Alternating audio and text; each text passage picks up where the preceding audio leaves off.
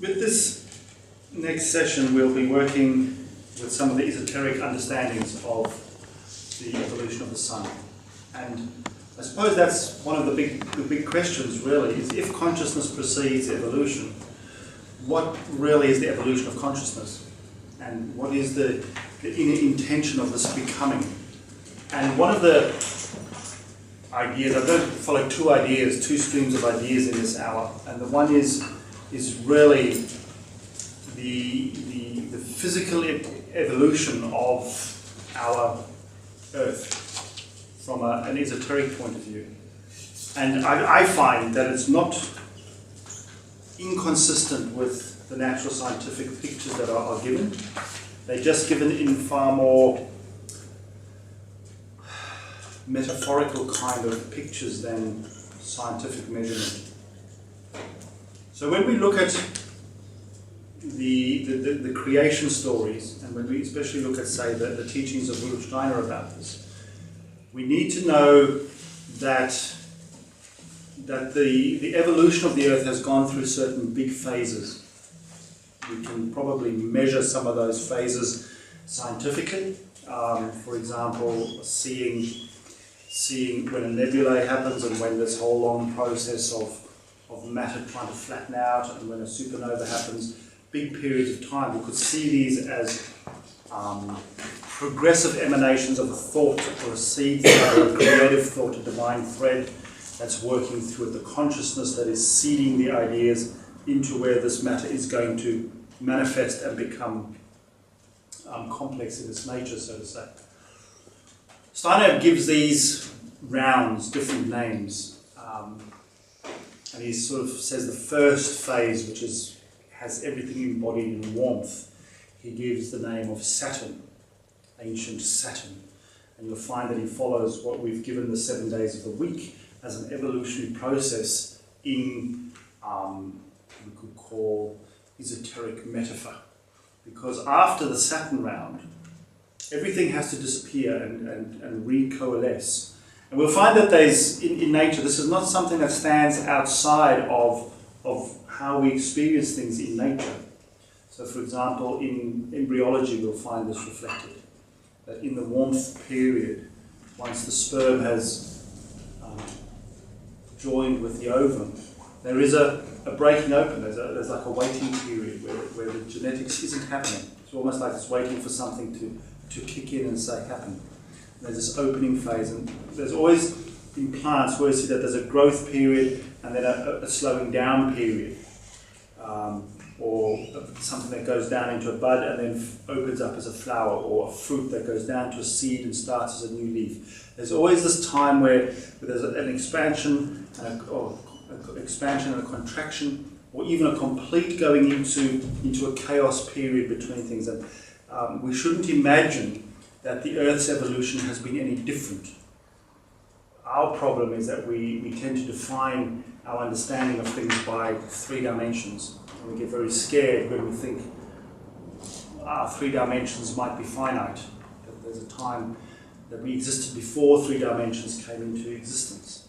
And so when we see this emerging out of the primal substance of a previous evolution, when this trinity or this creative idea, seed idea of the human being entered into the warmth body of the Earth, it slowly coalesces through various phases from warmth, then air and light appear.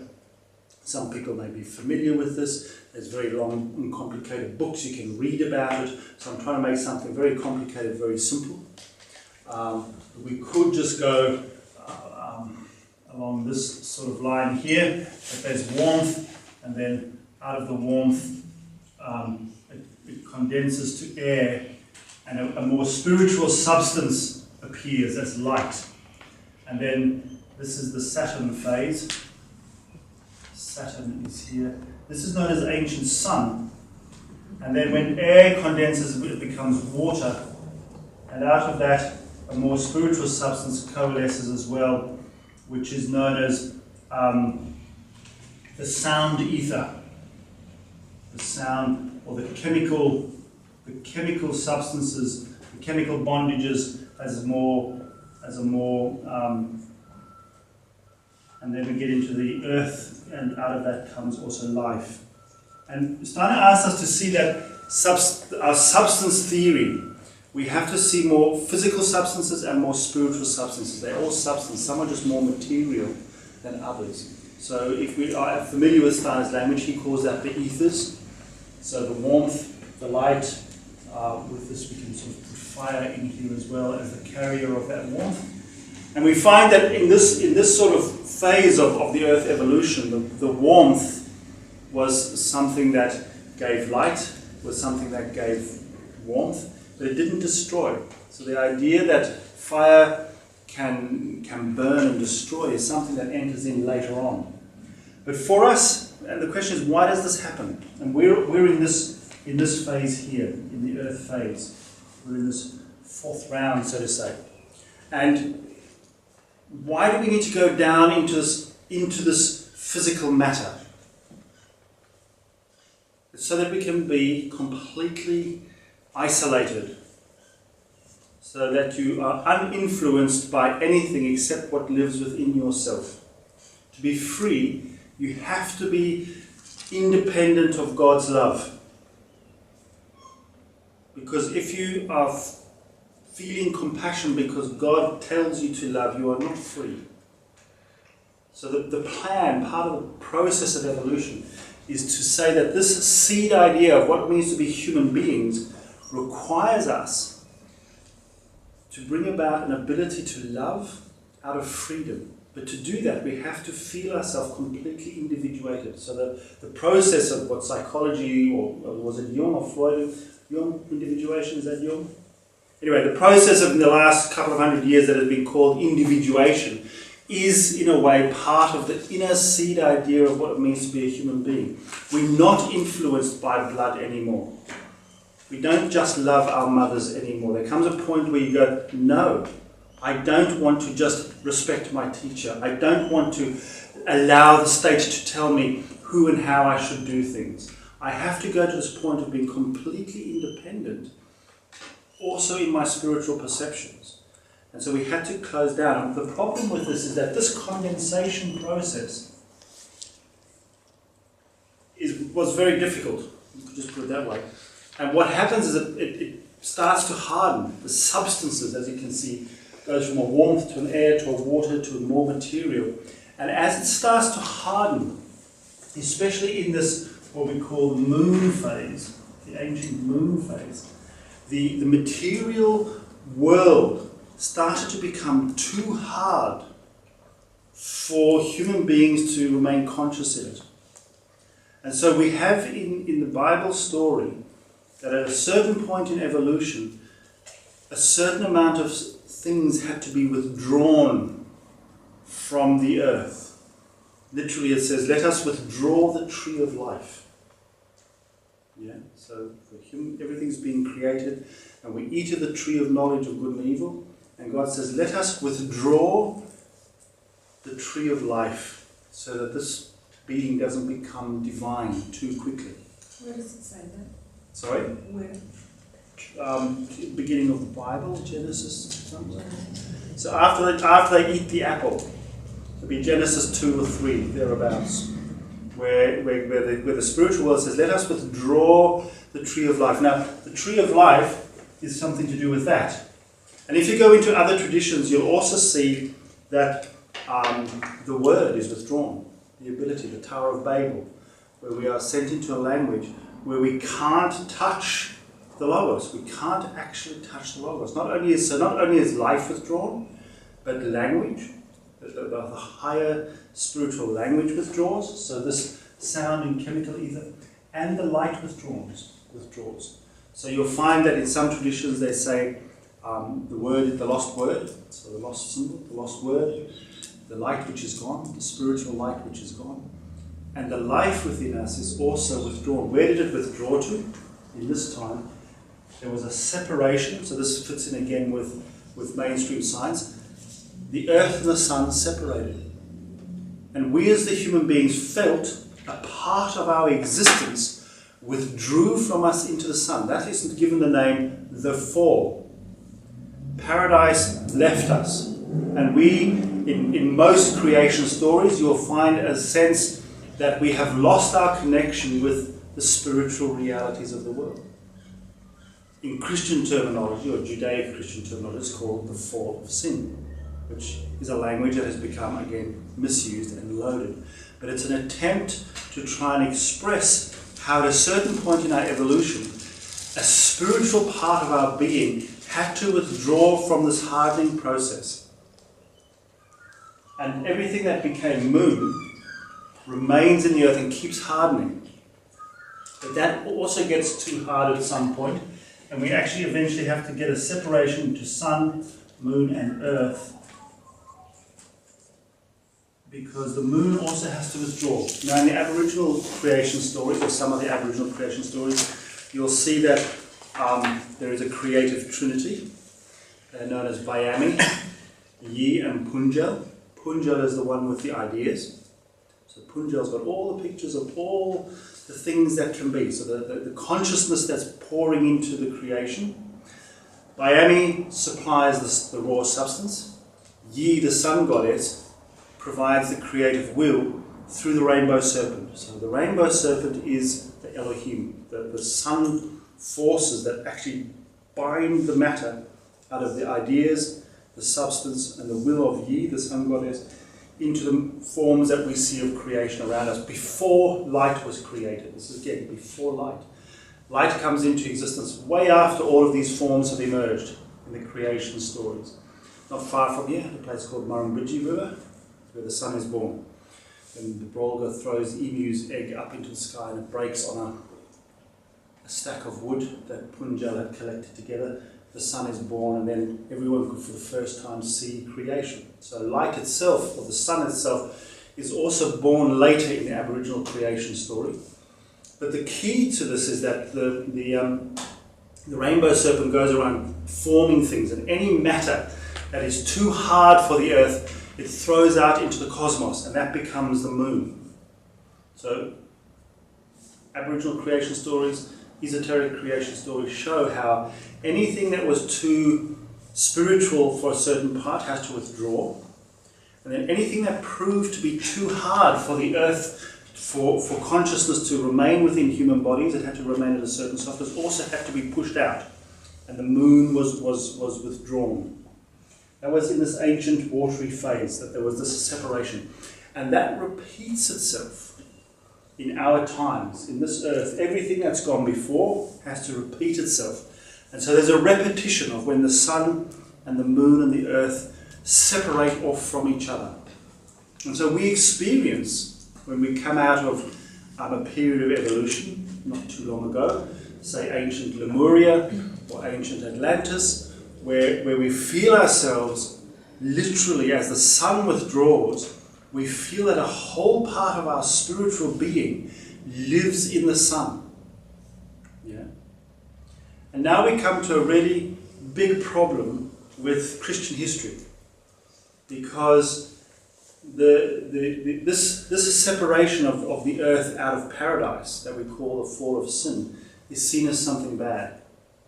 Or we've been taught, especially in Western traditions, that the fall of sin is something that we did wrong. Can I just clarify? So you're saying that Atlantis and Lemuria were the form of paradise? Yeah. So so within this Earth evolution, they are little repetitions of these big times. And Lemuria and Atlantis are in our Earth cycle, where everything was less dense than now. And within that was what we would call a paradise, what would be called paradise, yeah. And so that's, in a sense, that's part of the human spiritual character, because we have a remembering of that. Absolutely. To travel back towards that wholeness. Yeah. I'm going to change, yes, let's leave that, it's not a back, it's a forwards, because we're not going backwards, we're going this way. Travel forwards, that's right. So we've got to travel forwards, and how do we get the carrot to become a future thing rather than a past thing? Yeah, that's the key. So the sun mysteries have to change, so what was our humanity in the past now becomes something we're also aspiring to in the future in a different way. And the sun mysteries are key in this change. Absolutely. Yeah. So yeah, thank you for that observation. It's really good. Because as we come out of this more watery kind of phase, Atlantis, we come out of a more sort of watery constitution of the earth, and it hardens. And we get this picture from mainstream Christianity the last 2,000 years, that we fell from grace because we ate of this tree that we were forbidden to eat. However, we have to eat of the tree of good, of knowledge of good and evil, to be free. It was part of the plan, sorry. As part of the plan was that the human being had to have the moral freedom to make wrong choices. So if we go back to the last lecture and say this biophilia is every moment that we meet a situation that hurts us, we have a choice to how to engage with it. We can push it away and go, not my problem. The government can sort that out. It doesn't matter how. I don't have to deal with it. Or I can allow myself to enter into a compassionate body. And the problem with our evolution at the moment is that this sense of globalization is more advanced than our compassion body is. So we get compassion burnout at the moment because there's just too much. And so we actually are doing a bit more of this as well.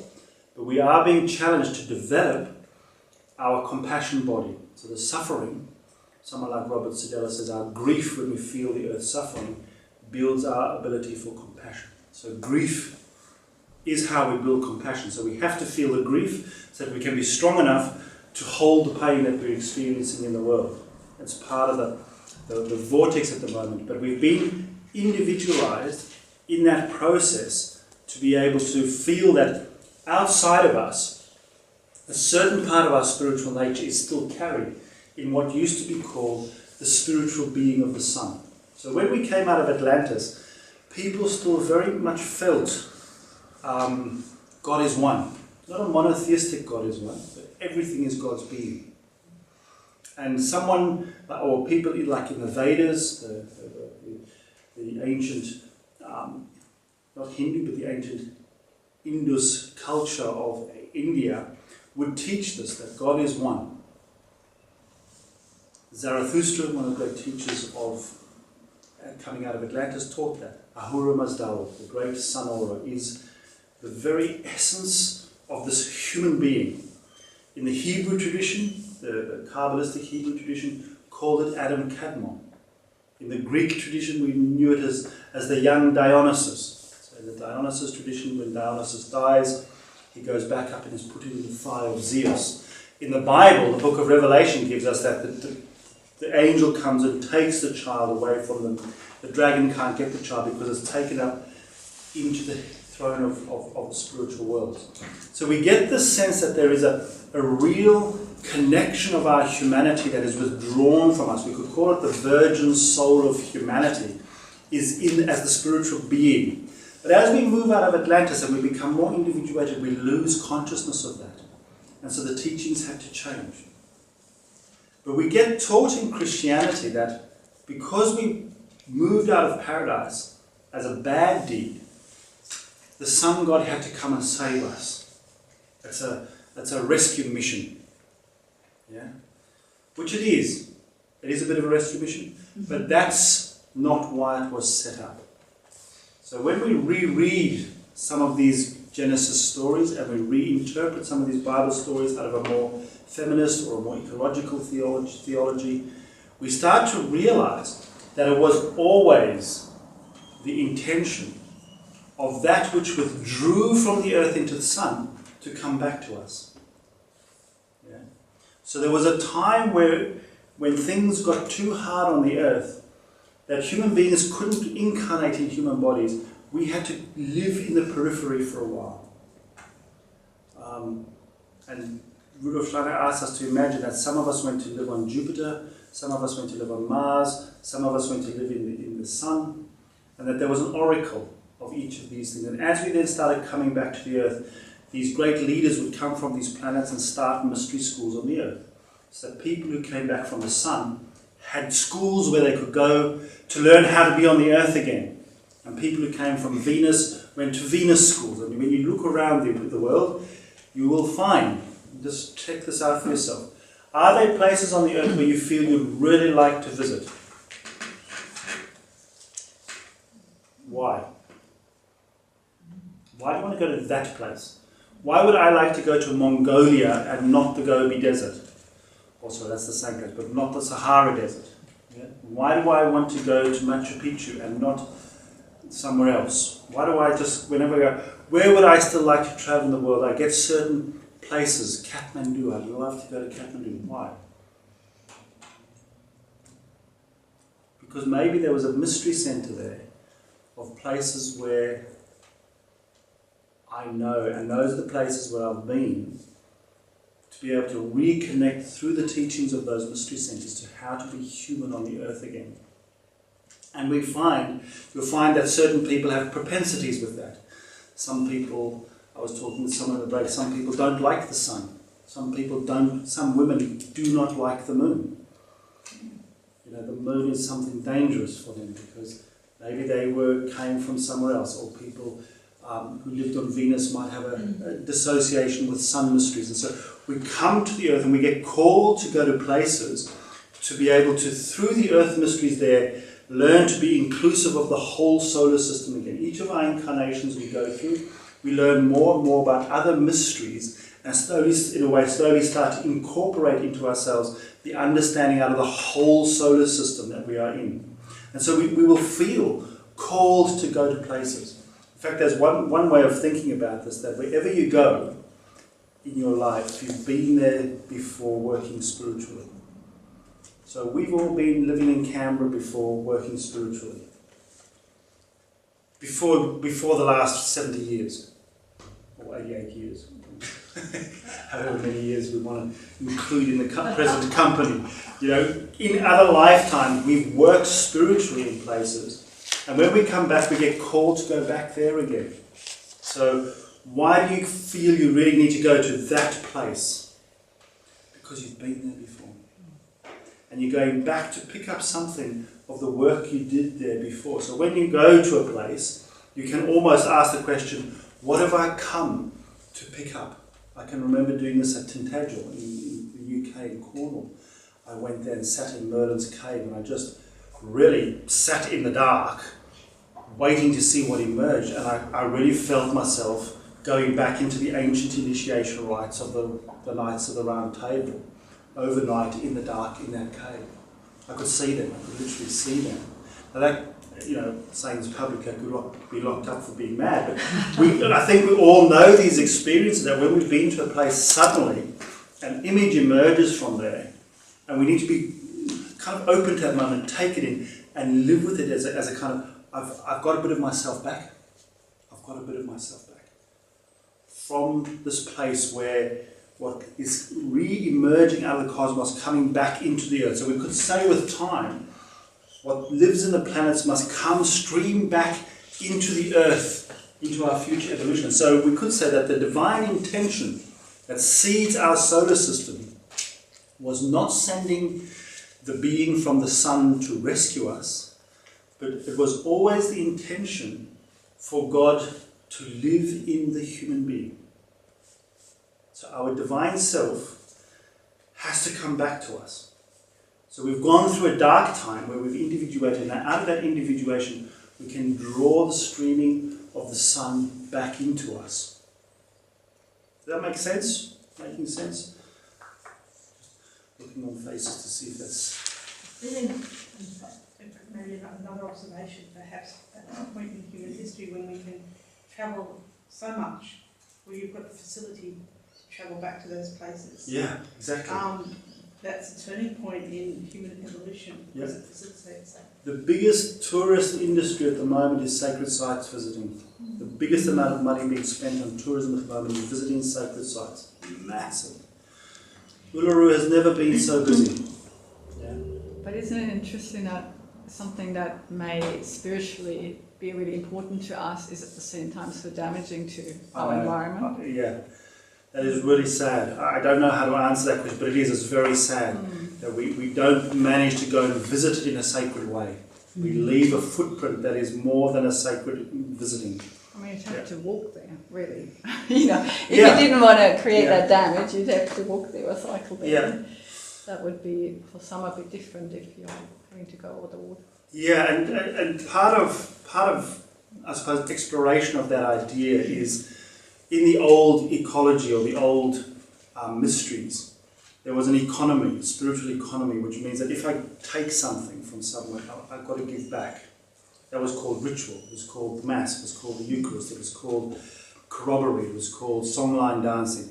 But people knew that if you have an impact on the environment, in other words, if you put a runway in for a plane to land, you have to create the psychic balance. That in Aboriginal language is known as sorry business. Sorry business isn't about saying, I'm sorry I've hurt you. Sorry business is about actually building the vital elemental forces back into being in harmony with the current landscape. So yes, we impact very strongly by putting skin cancer on the surface of the earth with roads and things, but we forget to do the psychic work to balance that. And that's why she's dying. That's why she's in a fever. Global warming is nothing more than the organism becoming a fever. And the solution to global warming is sorting out our carbon footprint. But you can't sort out your carbon footprint without having a spiritual imprint into that. So the ecology work, all the kind of mechanistic solutions to global warming are really important. But you have to have a spiritual imprint into that. Otherwise it's just going, it would be like taking a Panadol for cancer. If you don't really bring about the change in consciousness with the social works that we're trying to do. So we need to teach these things in schools. Yeah. For kids. They are now, you're saying? Or that's what we need to do. Oh, absolutely. It's Absolutely. There's some evolving, it looks like. Yeah. We've got a few inside the schools and that. And in the UK, for example, the children, a lot of schools are bringing what they call forest school. Mm-hmm. So they spend a part of the week in the forest. Wow. Summer and winter. Winter in snow, they put on their parkas and they go out into the forest and light a fire and talk to, they've all got their tree that they talk to. This is mainstream schools in the UK. Australia is so secular that we are way behind. Australia's way behind on this, sorry. Yeah. What's happening in the UK, Europe, America. I know a lot of good things are happening here, but our society as a whole is still got a real hardening towards this. Like people who talk like this are still seen as really out there on the edge, whereas in other countries it's more integrated with the mainstream of thinking.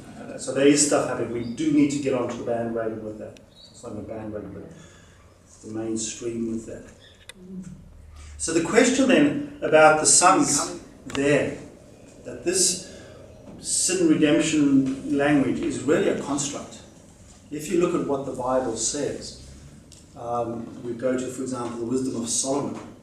We see wisdom speaking, and she says, I have always been there. I have been there before God started to do this stuff.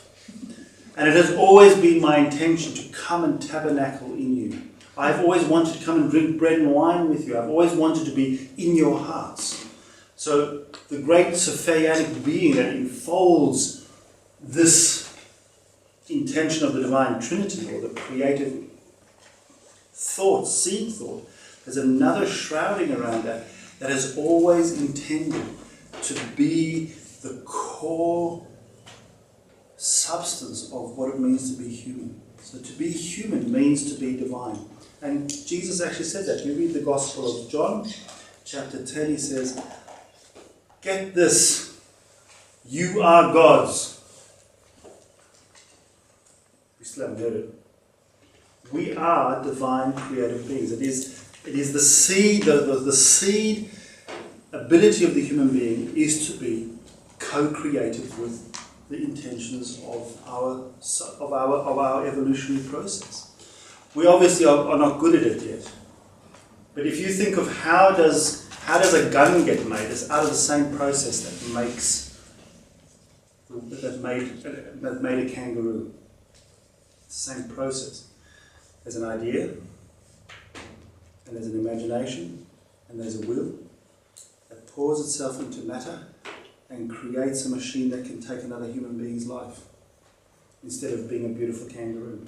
It's the same process. We create, we are creative, we are artistic in the same process that this divine emanation of of the divinity, which I've called the Trinity before, but this divinity that has a seed idea out of the imaginations and the creative will into substance, we create in the same way. We have an idea, we ponder it, we say, I don't want to sit on the floor listening to Martin talk.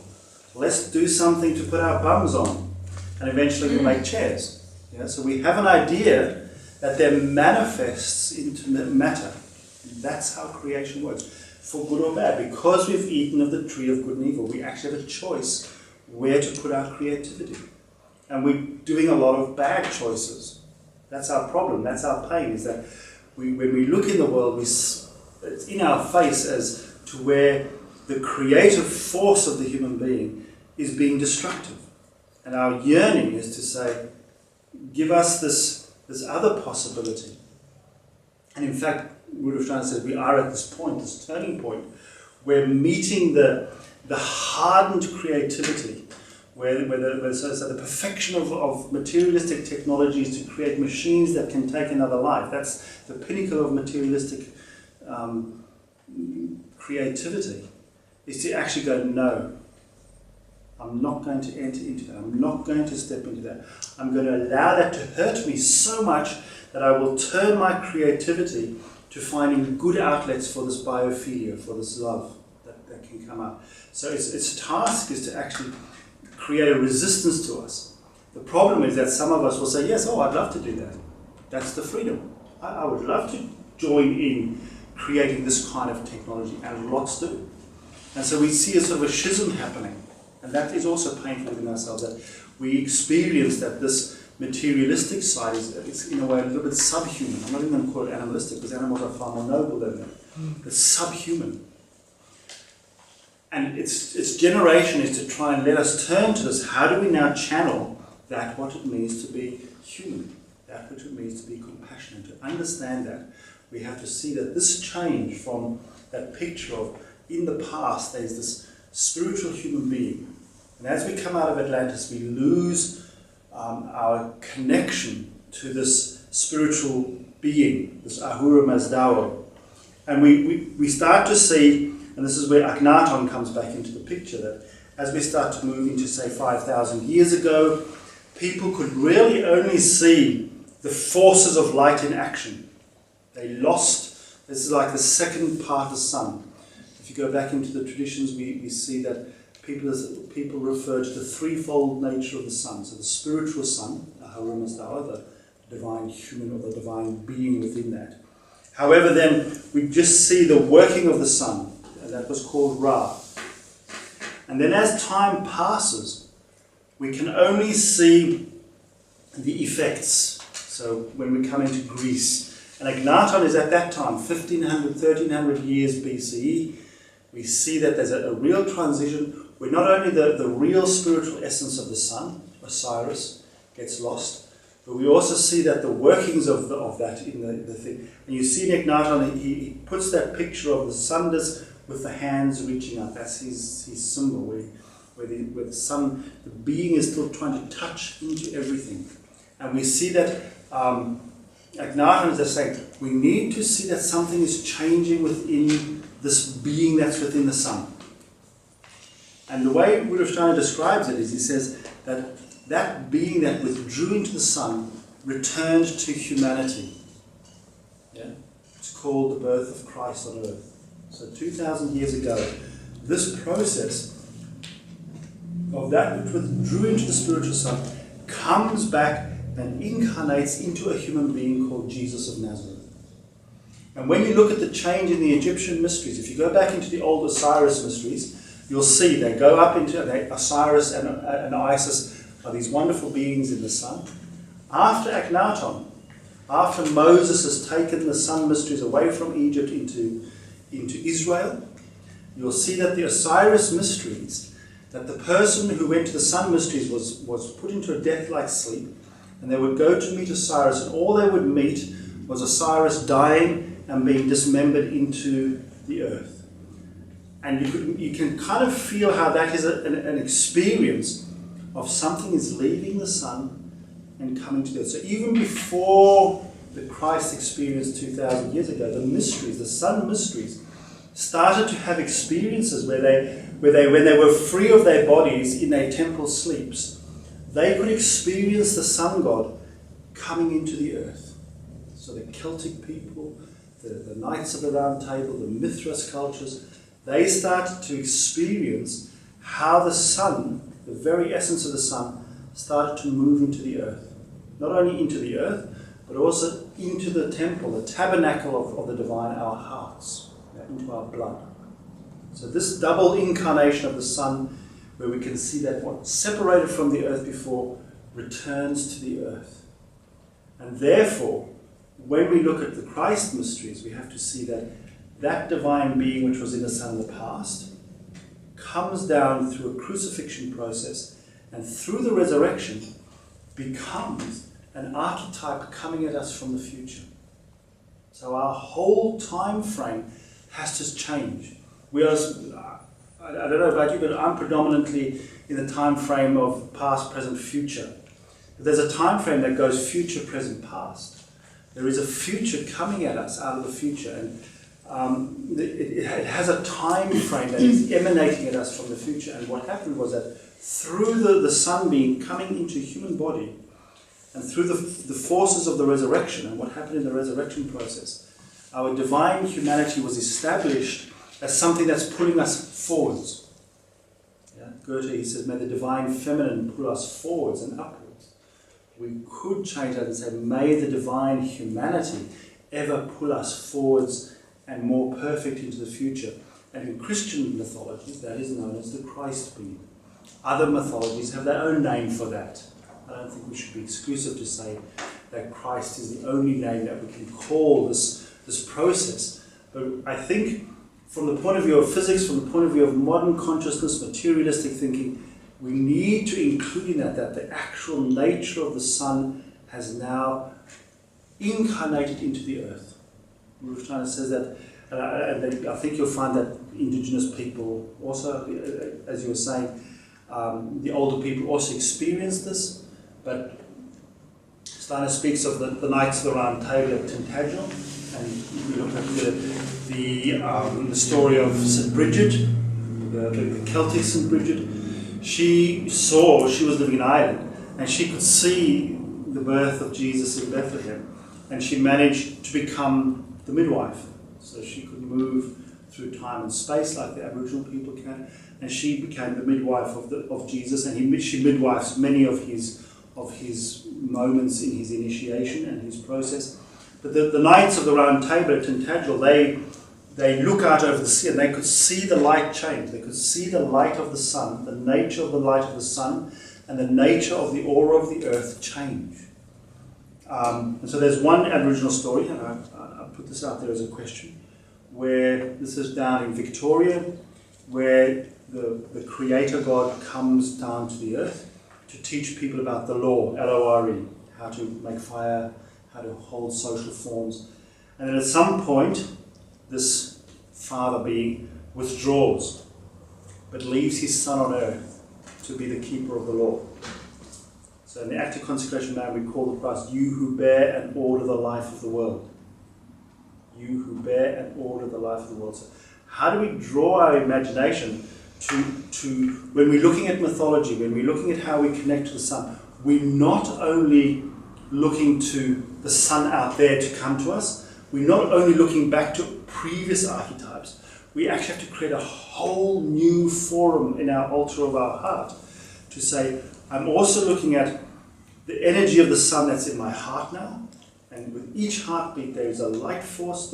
The word has returned, the light has returned, there's a new life within me. It's also in the earth, so when I look at a plant, I see the sunbeam. If I see a flower, can I see the Christ in it, if we're using Christian jargon? When in everywhere where life comes out of the earth, so if we go back to the Osiris story, the later Osiris story, Osiris was put into the earth, and then the Egyptians knew wherever they saw new life coming out of the Nile, out of the water, that's where they found Osiris. That is a deeply Christian picture, that wherever life is, a part of the sun now lives within it again. And us beholding it literally makes it happen better. So our part of the creativity is to know that and actually perceive it and love it into being. But the nature of where we derive the sun forces has changed. It's changed from being a sun temple in Egypt, where we were put into a temple sleep and went out to beat Ra or Mithras. It's changed to actually now finding the sun being, the Christ being, in myself. So the source of the sun is each one of us. And that's quite a big, we can talk about it. We can say, oh yes, that's obvious. But to actually get that down to being experiential, that literally we have become Christs. There was a book, One Jesus, Many Christs, I think it was called, or something like that. But we actually become the tabernacle. So if you go into Bali or India, it was quite profound for me to go into some of these family homes in Bali. And the Balinese Hinduism is quite unique. But this man took me, he was a taxi driver, and he wanted me to go in his home. I think he wanted me to buy the coffee from his brother or something. But I actually asked him about the temple. His whole property, a third of the property is the family temple. So there's a compound at the front, and then the back part of the property, which we would have as a garden, is the family temple. And he would go in there every day to talk about the ancestors. He taught me about the tabernacle. Did anyone grow up Roman Catholic? Yeah. Yeah, you know what the tabernacle is? Yes. Yeah. With a little red light on, it's Jesus' home.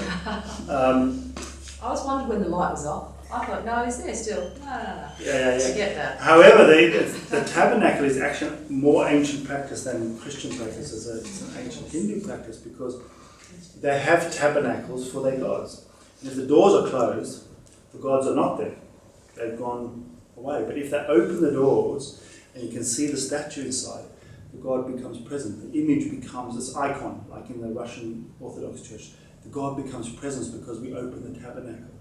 And this is the word used by Sophia. I've always wanted to tabernacle in you. Indwelling. Incarnation.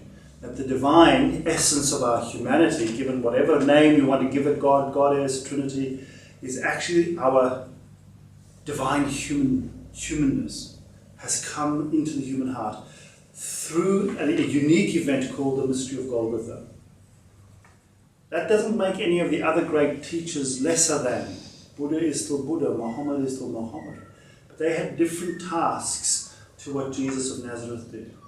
So the Jesus of Nazareth event is where that which had withdrawn, that which was gone, that which was lost, could actually begin to unfold again within the human constitution, but coming to us out of the future rather than out of the past, because it's different. It's the same, let's say same but different. Yeah, it's the same being, but it's different because something happened to the divine worlds. And this is part of our mission as the human being, is that do we believe that God has a biography? The all-powerful, the almighty, the all-loving, the all-everything, the all-embracing, the omnipotent, who knows everything, can change, can learn something. Isn't it more us learning about God and our picture changes? Yeah, there's definitely that. There's definitely that, and I think that is certainly on a major journey at the moment, certainly. But I'm asking, do you think that God learns something by being engaged with human beings? So if I read the Bible, the first 2/3 of the Bible that happened before the Gospels, God was very amoral. Not immoral, amoral. He didn't mind spiting his enemies. He wouldn't care if 10,000 people died. But yeah, just smite my enemies, it's fine. Isn't that immoral? No, it's amoral. He didn't feel it either way, it didn't matter. Immoral is, I'm glad I killed him. You could promote immoral, but I'm going to say amoral. Yeah, I'm going to say it's amoral because it didn't matter either way. Whereas through Christ, and at that time, I don't think this is just Christian. You will find this, I think, reflected everywhere around the world. About 2,000, 3,000, 4,000 years ago, you'll find that there's a shift to personal conscience. And I would say that through the Son God becoming a human being, God has actually become more human and more humane. That's why we are being more compassionate. Our divine nature has become more compassionate over the last 3,000 years. I don't think that's just a natural anomaly. I think there's a thought within that, which is from the Son. And even God, I think, has learned to be more compassionate. So when you see, I was watching on television the other night, the Mercy Ship. Have you heard about the Mercy Ship? It's a ship that's not affiliated to any country. It's not funded by any government. It's funded entirely out of donations. And it's doctors, basically, and nurses. And they've kitted this ship out like a hospital. And they go around and they pull into port and they offer free services of health in that place. They've been going apparently for a long time, and they went to a place in Africa. They hadn't been there for 11 years because of politics, basically. And they came back and started seeing patients that they hadn't seen for 11 years. And there were all sorts of amazing things. And this is part of, looking at has things changed in many ways. And there was this one young child who lived under a bridge with an old man, and he couldn't walk. This child couldn't walk. But they operated on his legs and he can now walk. And they are funding him to learn to go to university, integrate into society. That wouldn't have happened in the past. That baby would have been thrown in the water. Not capable of surviving life, thrown in the water. It's natural. If you're not capable of running with the flock, you would not have survived. And we now don't let that happen. We don't let. We step in. Are we playing with karma? We're creating karma. We all play with karma all the time. There's nothing wrong with playing with karma. We get this naive romanticism that karma's sacred and it should all be done properly, but we never do karma properly. Yeah, we're playing with karma. Guru Sthana actually asks us to. He says the time has come. And I think this is this evolution of love, is that in a community, you can see a person who is unable to do their karma. I can choose to go and fulfill that karma on their behalf now. I can choose to go and step into someone else's life and do their karma on their behalf, because I can discern that they're not able to fulfill their karma, and I can free them from their karma so that they can move on in their life. He says the time is coming where we need to do this. It's fraught, of course it's fraught, because who am I to judge if you're doing your karma or not? But he challenges us to start thinking like this, that we can step into each other's lives and carry each other's karma to free each other up. So I think it is. We see a person who by karma is crippled for life, and yet these doctors come in and give them a whole new destiny. Give them a whole new destiny. I think that was not possible in the past. It wouldn't have been a concern. So I think out of compassion, and I think it's not just out of our humaneness, I think the nature of the divine inspiration in us is also transformed through this. So if we listen to our epistles, and this is where I draw it from, at Advent we talk about this word that speaks out of the womb of worlds to human beings. It's a different word to what I've said before, but it says that this word speaks to our humanity and says, become, evolve if you want. That's our core drive.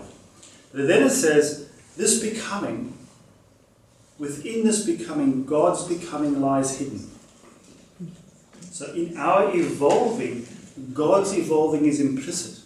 So the very nature of God changes because how this collective humanity changes. We could ask very big questions about the immorality and the choices we're making, where we're probably devolving God's consciousness rather than evolving God's consciousness. And that's frightening. That possibly God's consciousness is also being crucified. Guru Sthana actually says that. He says that God's consciousness is being crucified because of the materialistic choices we make in that process. So it becomes more and more out on a limb, so to say, that we stand. We can't just, what I'm trying to say, we can't just rest on the evolutionary process will get us there in the end and let's go to the pub. We'll all be all right in the Oh, end. why not, Martin? I'm You joking, can do that. You can do that. I know. Can you evolve at the pub? That's the Yeah. question. That's what like yeah. I'm He's got one. He's got one. It leads to something. Yeah, it is. It's the problem with they say ignorance is bliss. Because if you know this, it actually has to impact on our life about how we're going to live, how we actually going to think about things, how we're going to be engaged with things has to change. So Martin, would you say that bit again of the Advent epistle? Well, the Advent epistle goes along the lines that there's a word that speaks into the depths of our soul. It's actually our hoping soul, I think, or our hoping heart of man. Anyway, it's the word that the divine salvation speaks is become, which you could say change, continually evolve. And then it speaks about how in the human becoming, God's becoming lies hidden. So God's becoming lies hidden within what we become. Again, what I started with in the early morning, you are what you think you are. And God is what we think we are. Not God what is what we think He is, but God is what we think we are. God will become that. So it's a really risky project, this freedom. Because we have the freedom to mess it up. It's not freedom if you can't mess it up, okay? So we're at that point where we have to choose to love out of freedom, not out of any compulsion, and not out of fear either. So what we see as evil, or the confronting things in life, is really there to try and wake us up to keep choosing this other stream within which we can do that. And of course, there are safeguards in the process. We're not completely out on our own. And the hierarchies of angels are there too. And the animals and the trees are also there, lovingly encouraging us. And this love of nature, I think, is where we are also, from nature, from sun places, be encouraged to be more humane. And I think it would be worth our while to name the good things that are happening. It's so easy to be bogged down in the pain of what bad things are happening. But we should, I know it doesn't happen, but a newspaper or a news bulletin of the good news. What happened good today? Well, beautiful, all those things. Because there's a lot of it. Yeah, the Dalai Lama has a posting in the Washington Post this week. Yeah. Google that, it's very inspiring. Yeah. It's focusing on the positive. It Yeah. didn't last for very long on the press because the press makes news out of negative, but Yeah. And so where we pay attention is what happens. So we need to look. It's one of the exercises that Steiner gives us as one of the 6 core exercises to do, is to remain positive in the light of what you see. Always find the positive. Always approach everything with an open mind. The Dalai Lama would be teaching that as well. So, and we can close up on that very much. But the source of that is no longer. So when I look at where is the source of the sun mystery, the nature of the old ways of touching into our humanity has changed. And that's a little bit of what I'd like to explore. We've got 20 minutes still, or is that enough? Do you want to stop for lunch yet? A little bit of that would be good. A little bit of that. Look at the old sun mysteries. There was a principle, I suppose, where people were prepared. Often this was not given to everybody. The person who was taken into the mystery school, it wasn't just everyone who went to the mystery school, so that's changed. Everyone now has a process of initiation out of their own heart. It's open to all. That's another thing that has changed. But a person who was prepared would go to a school, they would withdraw from the world, and then eventually they would be prepared for a process that was considered to be seeing the sun at midnight. And this comes back to the moment where our sun is in the galactic centre, because they would go on the 21st of December and they would enter into a dark chamber and they would be put into a sleep, and the Hierophant, or the person, people running the principle, would be able to hold these processes while the person had an out-of-body experience. And they would, at the midnight hour, at the darkest time of the year, the 21st of December, be able to look at the sun through the blackness of the earth. So the blackness, the disk of the earth, was like a spiritual solar eclipse. The blackness of the sun would dim the physical sun at its weakest moment. And in that moment, we would then be able to see the spiritual sun. And we would be given information. We would be given information about that. In some mysteries, in the Greek mystery schools, the word that came to them was Christos, which is different to Christos. If you do a bit of research, you'll find that the word Christos is in the Bible. And there's the word Christos with an E and the word Christos with an I. And the Christos being was an image. I don't know if anyone knows what the Christos being is. Anyone ever seen the Christos being or heard of it? You hear about it every Easter. The Christos being is a human being who stands in a purple robe, having been flagellated and having a crown of thorns on their head, with a reed as a scepter, the suffering human being. And Pilate says that publicly. Behold the human being. The old Sun Mysteries. He had to do that. The old temple mysteries were put onto public display by Pilate, the Roman prelate who was serving a certain mystery school. He put that on public display, took him out of the praetorium, out of the private flagellation, put a purple robe on him, crown of thorns, suffering, beaten, with a scepter, and said, behold the human being. That's what people used to experience in the old mysteries. Now, after the resurrection, when we experience the inner core of the nature of the Son, you hear another word, which is Christos. I think that's changed again now, actually. And this is where we'll come to this afternoon, that the nature of the Sun Mysteries has changed yet again in the last short while, which is why the whole energies of the earth and these places is so exciting. But when we go to the Christian preparations, or the post-resurrection preparation of the Sun Mysteries, we go through those same processes. This is why the Bible story is so important. The Bible story is important because it says, if you want to find your humanity, you are going to be flagellated, you are going to be spat upon, you are going to be despised, you are going to be crucified. In fact, you're going to be put to death. You get a crown of thorns. We all know these are social processes. We don't necessarily do it publicly out on a cross somewhere. But each one of us in our own way, somewhere, have been crucified. And the Christian mystery says suffering is the most important part of the mysteries. Don't medicalize it. Yeah? Don't medicalize it. As in the old mysteries, learn to suffer your suffering. Learn nothing to be nothing. So that you can literally come through to this experience of powerlessness where you can go, I understand what it means to be a Christed being. So our teaching has Christ is some guy over there who's going to come and save us one day. That is the biggest sin against Christianity. The biggest sin against Christianity is to objectify God. Is that what evangelism is? Sorry? Is that what Christian evangelism is? Yeah, absolutely. I was in a conversation recently with a group of ministers, and we were talking about ascension. One of the priests asked, does anyone do anything for ascension? Because it's one of the big five of Christianity, but we don't know what we're doing. We don't do anything in our church.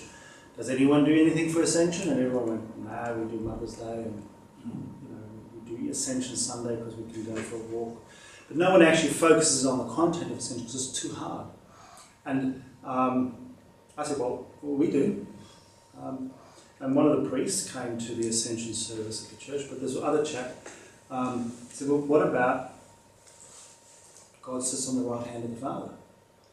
And I said, that's fairly literal. And he said, yes, that's what my Bible said. And I said, I think we take a more metaphysical kind of approach to this. And he literally said, well, that's where our paths disapart. So the mainstream Christianity has been literalizing the spiritual journey of the divinization of the human being. Yeah. So when we're talking about the Christ being, we have to, I think it is urgent for humanity to realize that the becoming aware of the divine creativity within our souls is becoming a Christ. So our journey is to become a Christ. We can call that other names. I'm just using Christian language because it's my tradition, it's our tradition.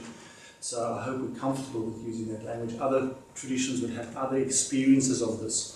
Kriya Yoga has its own experience of that from Paramahansa Yogananda. There are many good traditions that really, I know the Quakers also work with that is about being able to bring the light into creativity through my heart. Any language that is, as far as I'm concerned, Christian language, without wanting to make that the most unique one, but it's important that we learn where the parallels are. Martin, I'm just noticing that this is all Northern Hemisphere stuff. No, it's not. Well, but do the Aboriginals... Buy my book and read it. I shall do. Yes, it Do is. the Aboriginals have an initiation process? Like we never... Absolutely. Like I've never... Yeah, Like, the Mayan cultures do. If you look at all the temples, the Aboriginal ones are slightly different because their temples are still megalithic. So we have a very important sun temple in Australia called Alice Springs. Alice Springs is the heart centre of a very big megalithic sunstone. Alice Springs is in the centre and it's got 12 pillars.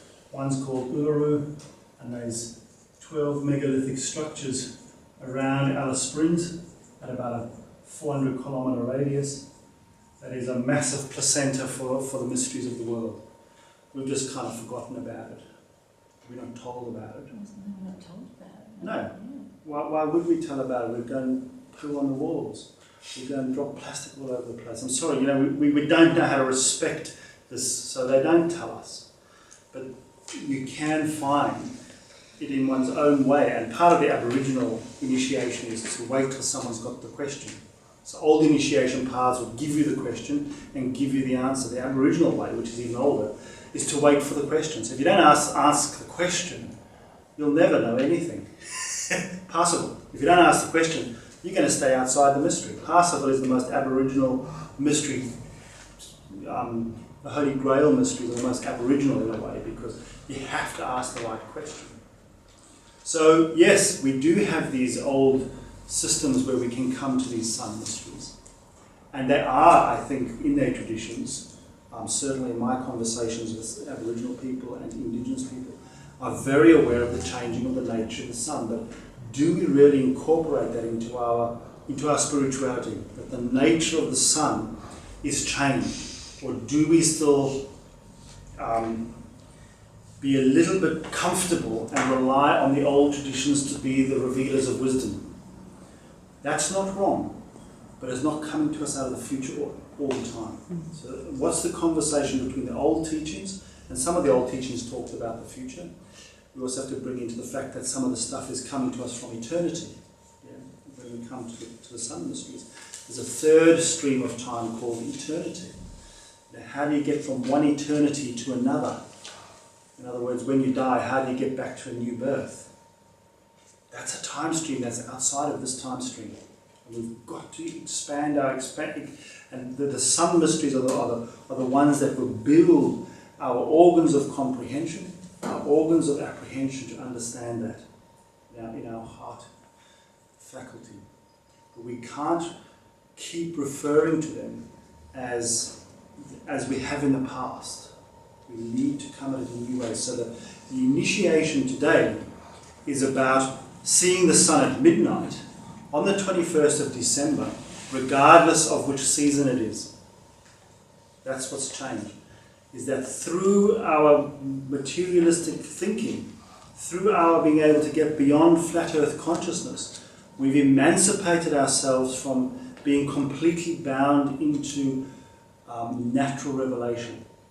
We still have it, but something new must come to it.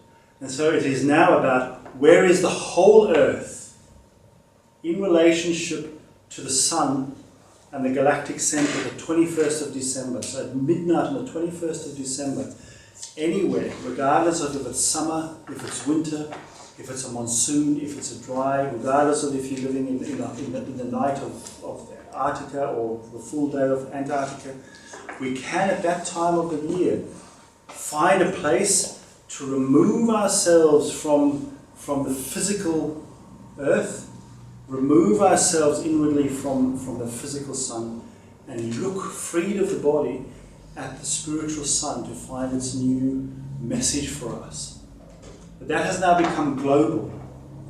What used to be carried in the cycle of the year locally has now become globalized. So even the evolution of consciousness, of the global consciousness, has changed the nature of our spirituality. So I go into much more detail in that in my book. It's really, I think, a massive paradigm shift for us to realize that we are all in a particular relationship to the zodiac, to Gemini right now, whether we live in Japan, New Zealand, South America, Colombia. We are all in a particular relationship to the forces of the cosmos. And by uniting ourselves out of our spirituality, we start to build a bigger heart mystery in the earth, rather than just relying on our local weather. Our local weather is not unimportant, it's really important, but it's not the predominant experience anymore. It's changed because of this emancipation process. So the sun mysteries have really changed quite radically, and I think that goes a little bit into that question, that how do we create experiences now where we can still see the sun at midnight, where we can still tap into what comes to us out of the cosmic voice, but it resonates with our own sun in our hearts, and it resonates with the sun in the earth that unifies things. So that's what the sun does, light unifies. It is the same sunlight in Japan right now as it is here. It's just they've got more summer kind of warmth than we do. Maybe we should stop there for lunch, and we'll continue. How long?